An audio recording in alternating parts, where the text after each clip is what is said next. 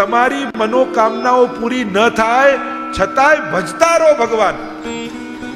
કારણ કે પ્રભુ બે રીતની કૃપા કરે. એક સાધારણ કૃપા કરે ને તો માણસની ઈચ્છાઓ પૂરી કરે, અને ભગવાન મહાન કૃપા કરે ને તો ઈચ્છાઓ જ પૂરી કરી નાખે, અને પછી કોઈ ઈચ્છાઓ જ મનમાં ન રહે. તો ઈચ્છા પૂરી થાય એના કરતા ઈચ્છાઓ જ પૂરી થઈ જાય પછી તો મનોરથો થાય. પોતાને કેન્દ્રમાં રાખીને જે થાય એ કામના, અને પ્રભુને કેન્દ્રમાં રાખીને જે થાય એ ભાવના. પોતાને કેન્દ્રમાં રાખીને થાય ઈચ્છા, અને પ્રભુને કેન્દ્રમાં રાખીને થાય એ મનોરથ કહેવાય. પછી તો મનમાં પ્રભુ માટેના મનોરથો જાય. એમ થાય કે આપણા માટે તો બહુ કર્યું, હવે પોતાના માટે કોઈ ઈચ્છાઓ જ નથી જાગતી. હવે એમ થાય કે ઠાકોરજી માટે આમ કરું, પ્રભુ માટે આમ કરું, પ્રભુને આવો મનોરથ કરાવું. હવે તો આવી ભાવનાઓ જાગે. તો મહાપ્રભુજી આજ્ઞા કરે, લોકાર્થી થઈને પણ ભજતો રહે તો પ્રભુ એની લૌકિક કામનાઓ હરી લે છે, અને લૌકિકતા જતી રહે તો અલૌકિકતા પ્રગટ થઈ જાય.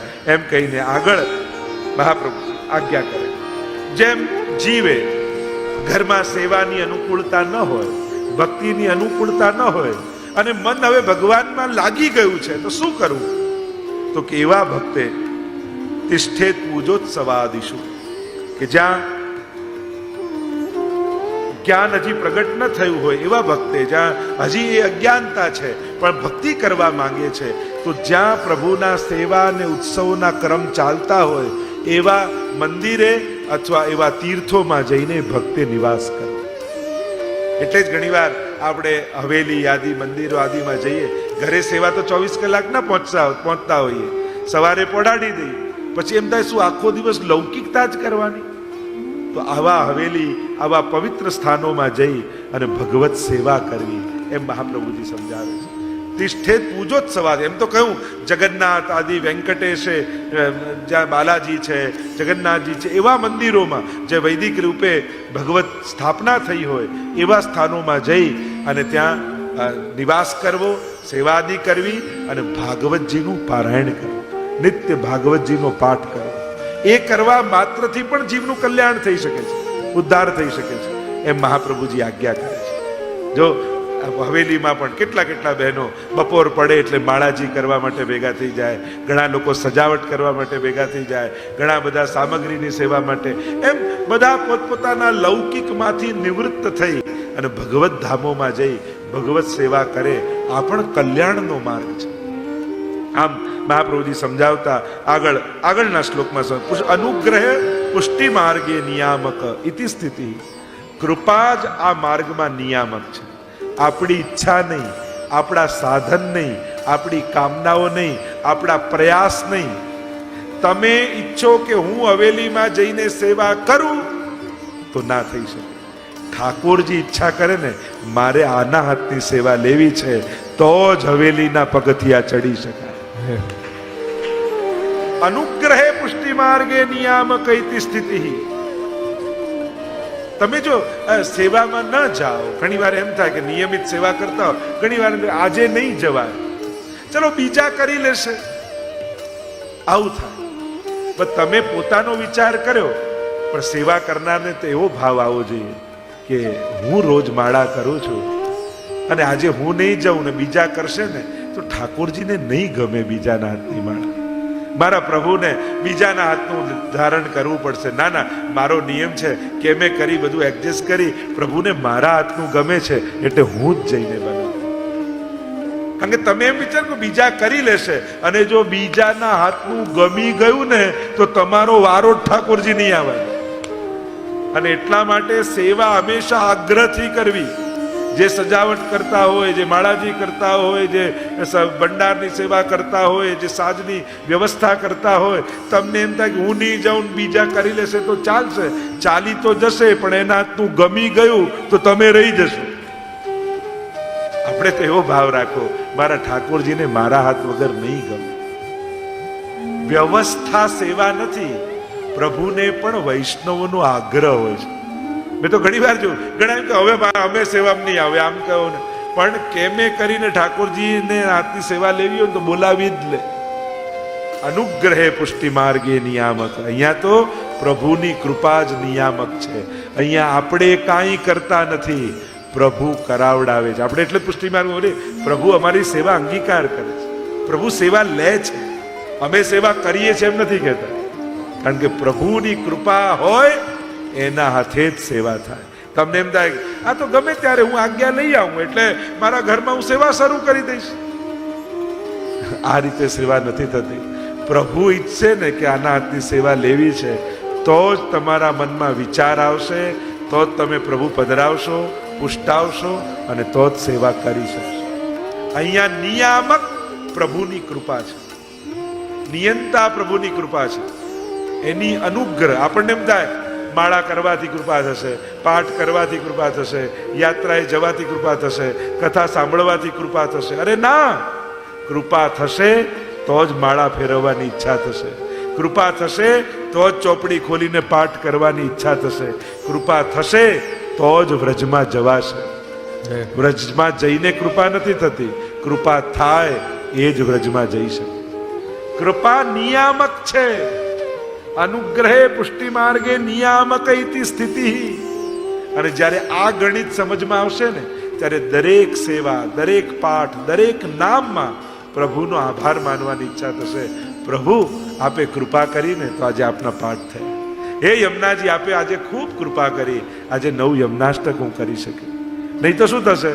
9 યમનાષ્ટક કરીને વિચારશો કઈ કૃપા કરશે યમુનાજી. આજે તો 9 પાઠ કર્યા. 9 પાઠ કરીને જો કૃપા કરે તો યમનાષ્ટક સાધન બની ગયા, તો યમુનાજી પાઠને આધીન થઈ ગયા. સાધન નથી, ફલ છે. મહાપ્રભુજી આ માર્ગમાં ફલ આપે છે કે આજે ખૂબ યમુનાજીની કૃપા થઈ. શું થયું? આજે 9 યમનાષ્ટક કરી શક્યો. આજે ખૂબ ઠાકોરજીની કૃપા થઈ, આજે ઠાકોરજી બધી મંગળાથી શયન સુધીની બધી સેવા મારી પાસે કરાવી. નિયામક અનુગ્રહ છે. જ્યારે આ વિચાર આવશે તો નાનામાં નાની સેવા માટે આનંદ થશે. જો પ્રભુએ કેવી કૃપા કરી, રોજ પેલા બુહારી કરતા આજે એ ના આવ્યા, મારે હાથે બુહારી કરાય. પોતાનું સૌભાગ્ય તમે. આમ સમજાવતા મહાપ્રભુજી આગળ આજ્ઞા કરે, જ્ઞાની કરતા પણ આ માર્ગમાં ભક્તિ અધિક છે, એની વિશેષતા છે. અને આમ આ રીતે મહાપ્રભુજી કે મેં નિરૂપણ કર્યું અને માનસીની સિદ્ધિ સુધી જાય છે. કારણ કે આ માર્ગમાં જ્ઞાન એટલું કામ નથી લાગતું જેટલો ભાવ કામ લાગે છે. એમ કહીને 20મા શ્લોકમાં મહાપ્રભુજી આજ્ઞા કરે. મહાપ્રભુજી સમજાવે કે ગંગાજીના કિનારે રહેલો વ્યક્તિ પણ યથા દુષ્ટૈ સ્વકર્મભિ, અને દુષ્ટ હોય, પાખંડી હોય, અને ત્યાં ગંગાજીના પાવન કિનારે રહેવા છતાં પણ, એ તીર્થ સ્થાને રહેવા છતાં પણ એનો નાશ જ થાય છે.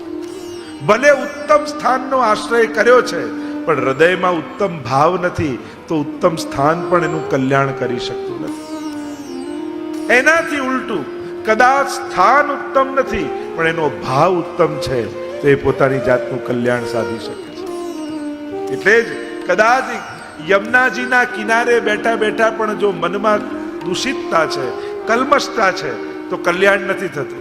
પણ આટલા હજારો કિલોમીટર દૂર ભારતથી એક નાનકડા લોટીજીમાં યમુનાજી વિરાજતા હોય અને લોટીજીને જોઈ આંખમાં જળજળી આવી જાય કે અરે હે યમુનાજી, ક્યારે આપની નિકટ બોલાવશો, ક્યારે વ્રજની પરિક્રમા અમે કરીશું. અને આ વિચાર માત્રથી યમુનાજી એના પર કૃપા કરી.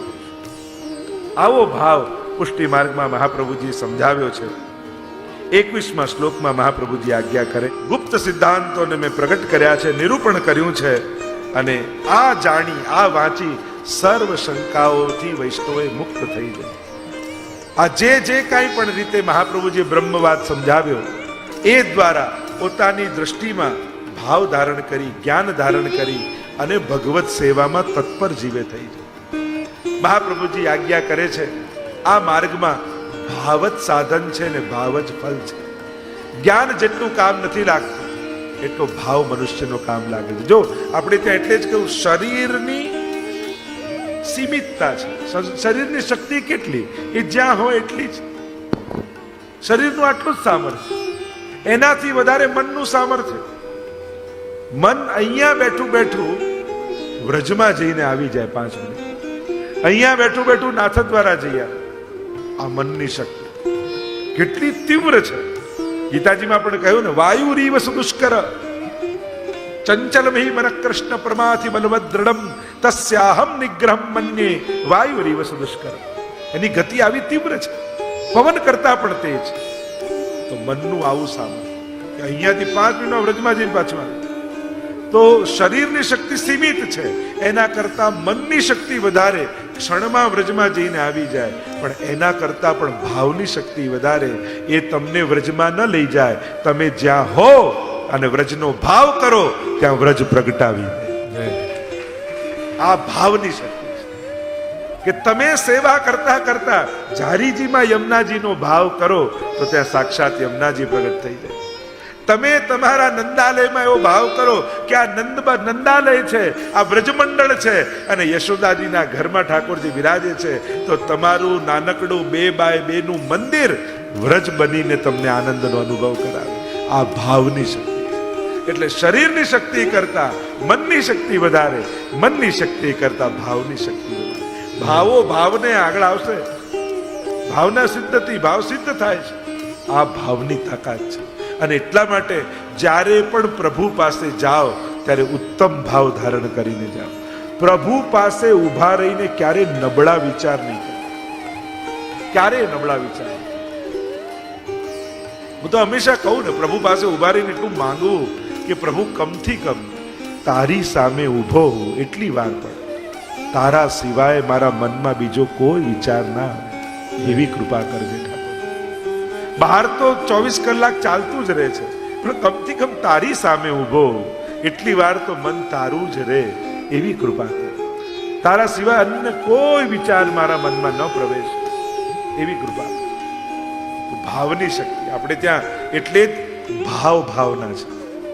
દરેક વસ્તુનો ભાવ બતાવ. આની પાછળ આ ભાવ, આની પાછળ આ ભાવ, આની પાછળ આ ભાવ. કારણ ભાવની શક્તિ એ છે કે તમે જ્યારે એમાં એ ભાવ કરો છો ને, ત્યારે ભાવાત્મક સ્વરૂપ એનું બની જાય છે, એમાંથી એ સ્વરૂપ પ્રગટ થઈ જાય છે. એટલે જ આપણે ત્યાં અનેક વસ્તુની ભાવના બતાવે. ગાદી તકિયાની ભાવના, સિંહાસનની ભાવના, મંદિરની ભાવના, બહારના દરવાજાની પણ અને તાળાની પણ ભાવના, તાળું મારો એની પણ ભાવના. આ ભાવના કેમ? કારણ કે પ્રભુ સંબંધમાં, પ્રભુની સેવામાં કોઈ વસ્તુ પ્રત્યે આપણને લૌકિક ભાવ ન આવે, એટલા માટે બધાનો અલૌકિક ભાવ. જે વસ્તુ લૌકિક વસ્તુ પણ જુઓ ને તો વિચાર તો અલૌકિક જ આવે. અરે આ તો સ્વામીજીના નેત્રો છે, આ તો યશોદાજીની ગોદ છે, આ તો વ્રજભક્તોનું સ્વરૂપ છે. દરેકમાં અલૌકિક ભાવ આવે. અને ભાવ કરો એટલે એમાં ભાવાત્મક સ્વરૂપ પ્રગટ થઈ જાય. એની કૃપાના તમે અધિકારી થઈ જાય. એમ મહાપ્રભુજી સમજાવતા કહે છે કે સર્વ શાસ્ત્રોનો સાર મેં એ ગુપ્ત નિરૂપણ કરી દીધું છે, અને એ ભાવ હૃદયમાં ધારણ કરી અને સર્વ સંશયોમાંથી મુક્ત થઈ જવું, એમ કહી અને બાલબોધ ગ્રંથને, આ સિદ્ધાંત મુક્તાવલી ગ્રંથને આપણે વિરામ આપીએ. બોલો કૃષ્ણ કનૈયા લાલ કી જય.